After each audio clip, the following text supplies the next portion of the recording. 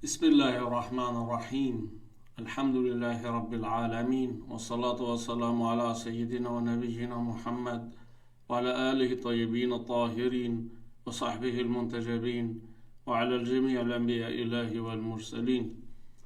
Me emrin e Allahut të gjithëmëshirshmit, mëshirëplotit.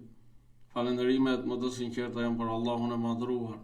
Paqja e bekimet e Allahut qofshin mbi profetin Muhammad, familjen e tij të pastër, mbi shokët e tij të zgjedhur dhe mbi të gjithë të dërguarit dhe profetët e Allahut të madhruar. Të dashur vëllezër dhe motra, ju përshëndes me përshëndetjen e bukur islame. Assalamu alaikum wa rahmatullahi wa barakatuhu. Paqja, bekimet, mirësitë dhe mëshira e Allahut qofshin mbi ju. Në vazhdim për atë rubrikës ajeti dhe kuptimi i tij, sot do të flas për kuptimin, mësimet e ajetit 12 në surën Al-Hujurat. Në këtë ajet të bekuar, Allahu i madhruar dhe fuqiplot thot: Bismillahirrahmanirrahim. Ya ayyuhalladhina amanu ijtanibu kathiran min adh-dhanni inna ba'da adh-dhanni ithm wa la tajassasu ولا يغتاب بعضكم بعضا أيحب أحدكم أن يأكل لحم أخيه ميتا فكرهتموه واتقوا الله إن الله تواب رحيم. O ju që keni besuar, më njanoni shumë dyshimin, se vërtet disa dyshime janë gjuna. Mos e spiononi dhe mos e përgojoni njëri tjetrin. Mos vallë dëshiron do kush prej jush të hajë mishin e vëllait të vet të gjallë, sigurisht që ju do ta urreni këtë. Kijeni frikë Allahun. Me të vërtet, Allahu është pranues i pendimit dhe mëshirëplot. Ky ajet madhështor është një udhërrëfyes i thellë për pastërtinë e zemrës dhe për marrëdhëniet shoqërore. Ai nuk merret vetëm me veprime të jashtme, por dëpërton në brendi të njeriut, në mendime, në qëndrime dhe në etikë.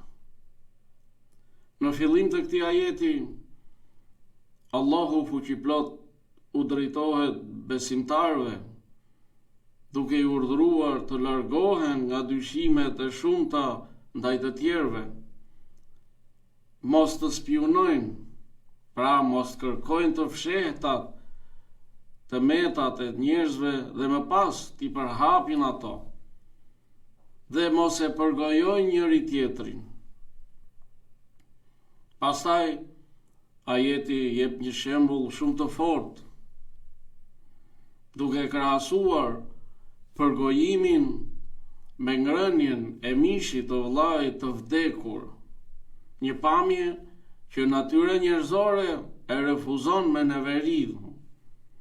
Pra, aq e neveritshme që është pra edhe vepra e përgojimit. Edhe ky ajet i bekuar përmban mësime të vyera etiko-morale që vlejnë përmbar njerëzit, jo vetëm për muslimanët apo besimtarët.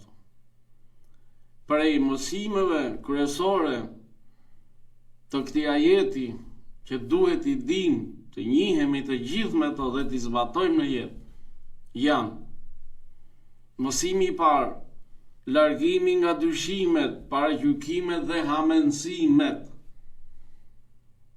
Jo çdo mendim apo dyshim është i pafajshëm. Shumë prej tyre janë mëkate, janë gjuna, sepse dëmtojnë marrëdhëniet, lindin armiqësi pa arsye dhe prishin pastërtinë e zemrës. Besimtari i sinqert i devotshëm duhet të mundohet gjithmonë të interpretoj veprimet e të tjerëve në mënyrën më të mirë. Imam Aliu, paqja qoftë mbi të, ka thënë: vendose çështjen e vallait tënd në kuptimin më të mirë, derisa të vi prej tij diçka që të detyron ndryshe. Nëse të vjen ndonjë argument, ndonjë fakt që ta ndryshon pra mendimin për mirë. Dhe mos mendo keq për një fjalë që ka dalë nga vallai yt, përderisa mund t'i gjesh asaj një kuptim të mirë. Çfarë mrekullie. Të mos i gjykojmë fjalët e tjetrit më një herë, por të ngandalsohemi, të arsyetojmë, të logjikojmë dhe pastaj të japim gjykimin. Kjo thënie e Imam Aliut, paqja qoftë me të, na mëson një parim shumë të rëndësishëm moral, i cili është gjithmonë të kemi mendim të mirë për të tjerët. Besimtari duhet të përpiqet gjithmonë ta interpretojë sjelljen dhe fjalën e tjetrit në mënyrën më të mirë të mundshme. Nuk lejohet të nxitohet në gjykime negative pa prova të qarta. Ky qëndrim ruan zemrën nga urrëtia dhe dyshimi, forcon vllazërinë mes njerëzve dhe mbron shoqërinë nga përçarja dhe përgojimi. Prandaj kërkoj gjithmonë justifikim të mirë për tjetrin dhe mos e gjyko për keq, as edhe një herë. Mësimi i dytë i këtij ajeti është ndalimi i spionimit. Që do të thotë pra, të kërkosh të metat, të këqijat e dikujt dhe t'i përhapësh ato. Feja islame e mbron privatësinë e individit dhe urdhëron e thotë: mos kërko të zbulosh gabimet e fshehta të njerëzve, mos ndiq të tjerët për t'i kapur në gabim, sepse kjo sjell përçarje dhe humbje të besimit në shoqëri dhe në mesin e njerëzve. Islami na thot se një prej emrave të bukur të Allahut është emri As-Sattar, pra mbuluesi të këqijave. Allahu na sheh çdo gjë që veprojmë. Ai e sheh pra të keqen dhe gjunahun që ne veprojmë, por me mëshirën dhe mirësinë e tij ai i mbulon ato. A nuk jemi ne mëkëmësit të Allahut në tokë?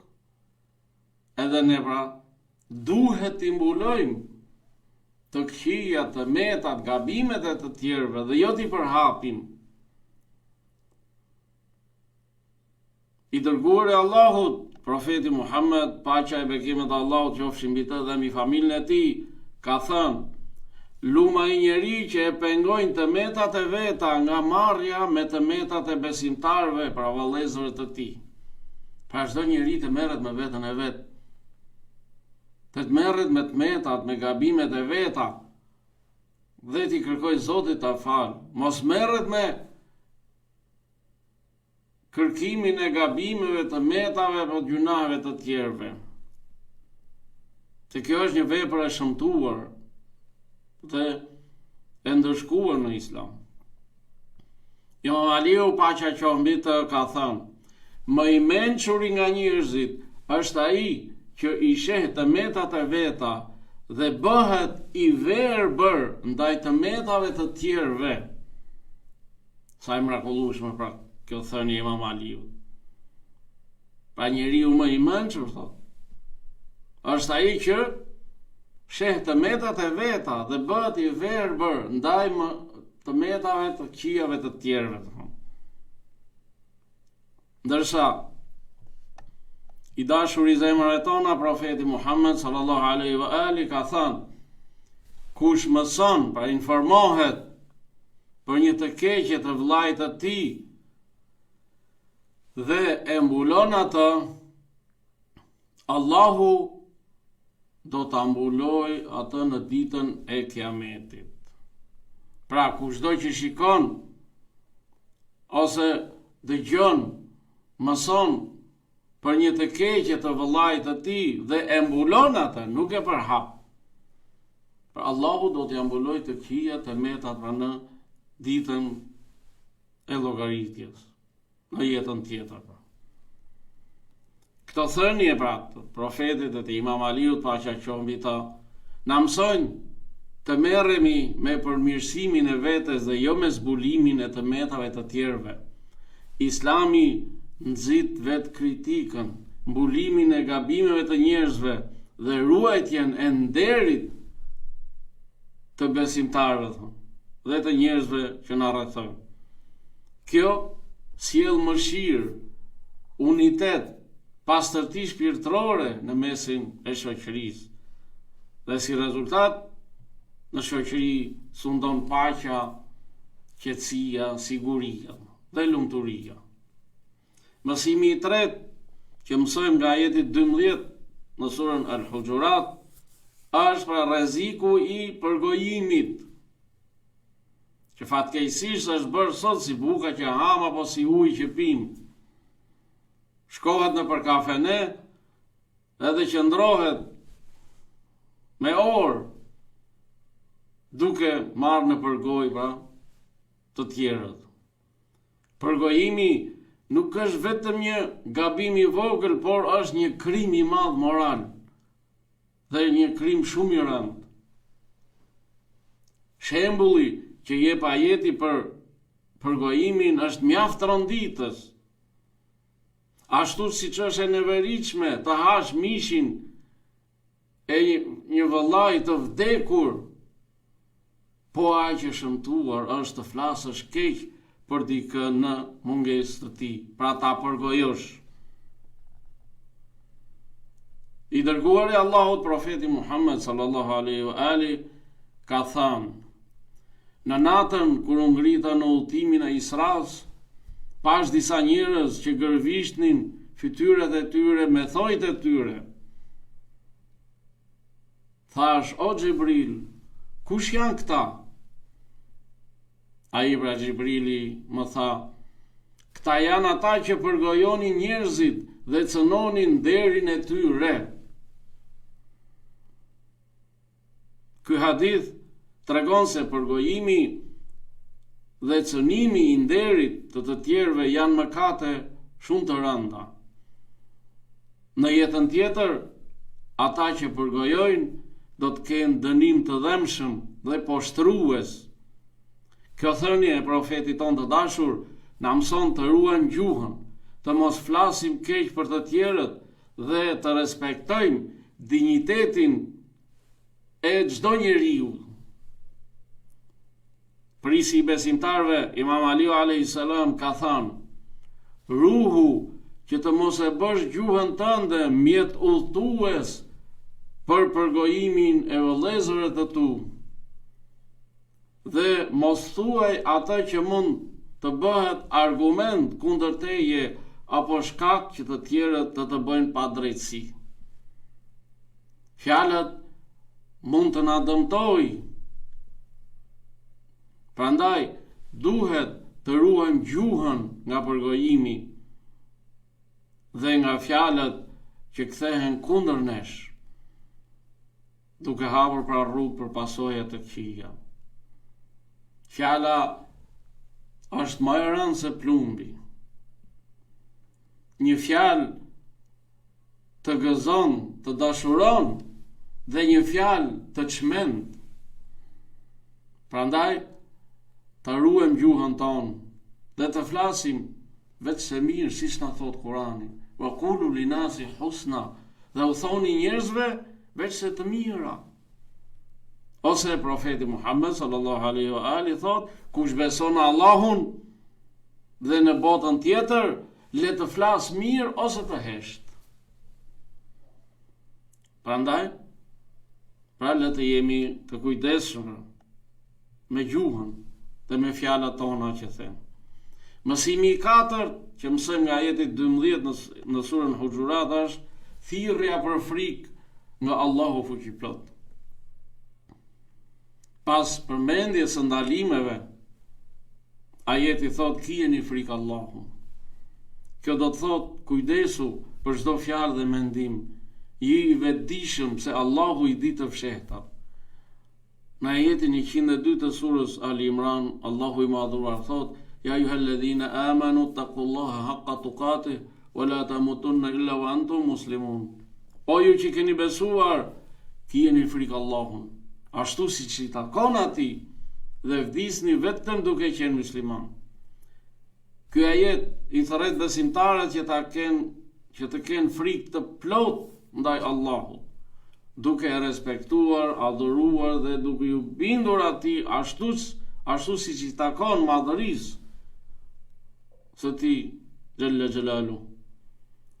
Kjo përfshin qëndrueshmëri në besim, largim nga mëkatet dhe sinqeritet në vepra. Po ashtu, ajeti na bën thirrje e na thot: qëndroj devotshëm dhe i palëkundur në besim gjatë gjithë jetës, në mënyrë që të përfundosh jetën si besimtar i sinqertë. Frika nga Allahu në fshehësi dhe haptasi është prej cilësive të besimtarëve të vërtetë të devotshëm. Për këtë Allahu i madhruar thot në ajetin 175 të surës Ali Imran: ju mos ju friksoni atyre, por friksohuni prej meje nëse jeni besimtar. Frika e vërtetë duhet të jetë vetëm nga Allahu, siç thot ajeti 40 i surës Bekare, dhe vetëm prej meje duhet të friksoheni.